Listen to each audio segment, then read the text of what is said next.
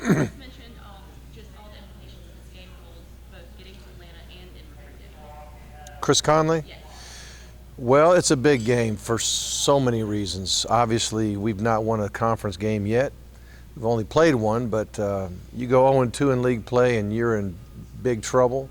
You may not be buried, but they'll be digging, getting ready to bury you. So we need to get a victory. What have you seen on tape when you're watching Tennessee that concerns you the most? I know they have a lot of dangerous weapons, but what worries you Right. about all of them?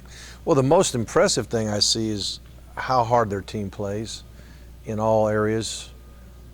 Defense is flying around the ball, giving great effort. Their special teamers are very athletic and are playing with a lot of energy. The offense, their linemen, even though they're young, you could tell they're well coached, trying to finish blocks so I just see a lot of energy.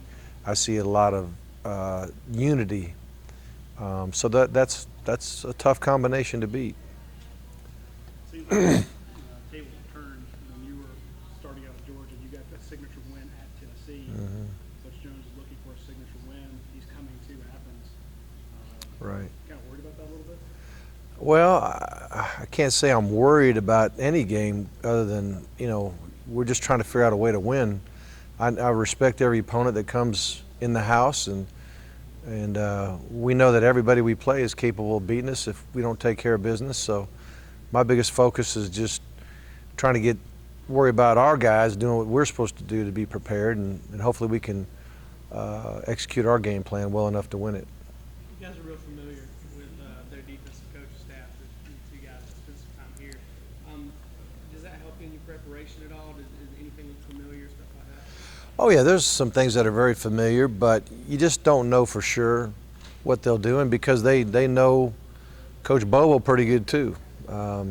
They know some of the things that we've liked to do offensively over the years, and they'll be prepared for that. They know what historically we've liked to do against certain looks, so I'm sure they'll be preparing for those types of things. And I mean, it's not rocket science as far as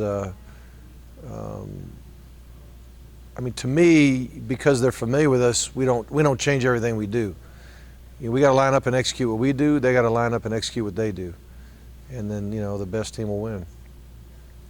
You guys have an early kickoff at noon, and I know that's early, but SEC Nation's going to be there. Do you think that's going to help boost up how many people are going to be there and the excitement?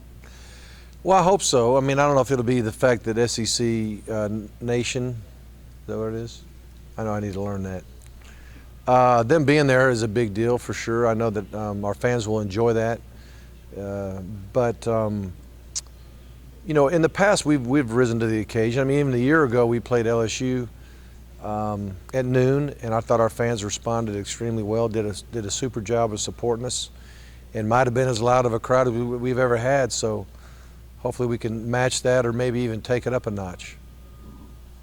How does the help or hurt with recruiting? It seems like a lot of guys that are out on a Friday night, they Right. the game, don't get back until late. Right. Turn around getting to Athens seems a bit tricky, but then you also have the rest of the afternoon. Right. Maybe spending it. Is it a Um, plus or minus? I think if it's an official visit, it's a big plus, because when the game's over, you have time to spend with them most of the rest of the day. Saturday and Saturday evening, you have a lot of the player hosts that might not be available on a Saturday night available now because the game's over. If you had a night game all day Friday and Saturday, you're in game mode, and it's tough to really give the attention to the official visits that you'd like. But a noon game makes it better, I think. Unofficially, historically, you just get less guys to come, and if they do come, they come closer to game time. So you might see them for just a moment before the kickoff, and you can spend a little more time after the game. But most people, when the game's over, are ready to go.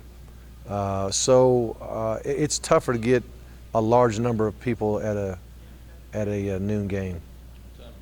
You guys are wearing badges on your arms. Can you talk a bit about that?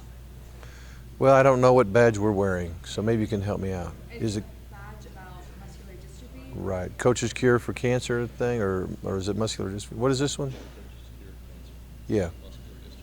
Okay. Well, we wear those every year, and I think that's American Football Coaches Association. I think gets involved with that. But anytime we can bring awareness to a cause that can help people get better, I think it's a great thing. Okay.